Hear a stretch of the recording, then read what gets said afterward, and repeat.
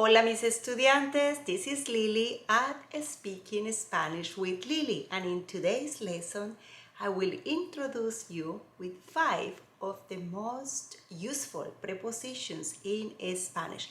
Are you ready to unlock the power? Here is the first preposition, the preposition de. This preposition is commonly used to express possession, nationality, subject, and cause. It can be used to express what something is made of or the time when something happened. Here are some examples. Soy de Colombia. No sé nada de ti. Corro de noche. Corro de noche.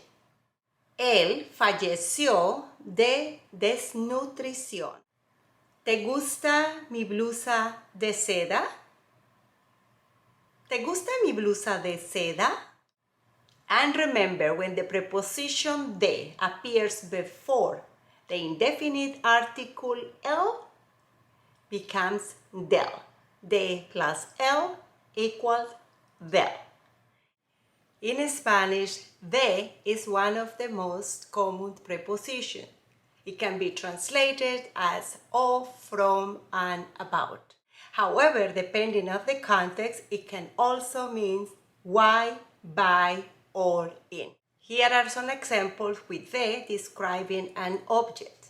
For instance, we can say el anillo de oro. So in this case, de indicates possession. El bolígrafo de Lucas. Lucas' pen. ¿De quién es este bolígrafo o lapicero? Whose pen is this? So now let's talk about de for characteristics. De is also used to indicate the relationship between an object or a person or its features. For instance, la cadena de Liliana. La clase de español.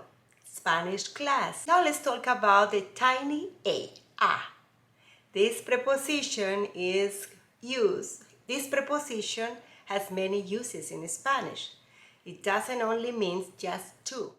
It can mean on, at, from, by, in. And in many cases, it's not translated at all. So let's take a look.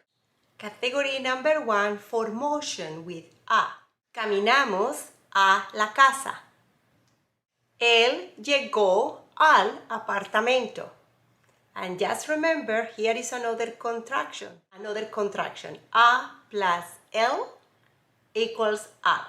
Al apartamento, because the noun is masculine singular, preceded by the masculine singular article L and preceded by the preposition a. So a plus L equal al. The preposition a is a good connector with an infinitive verb, a verb that is not conjugated. And now here is some practice for you. Let's go to the beach. Translate that in the comments below. Or let's go study.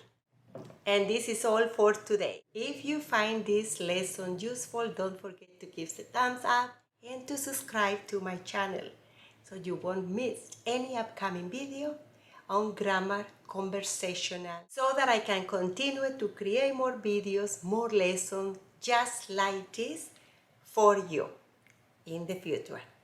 And have a great day. Hasta la semana próxima. Adiós.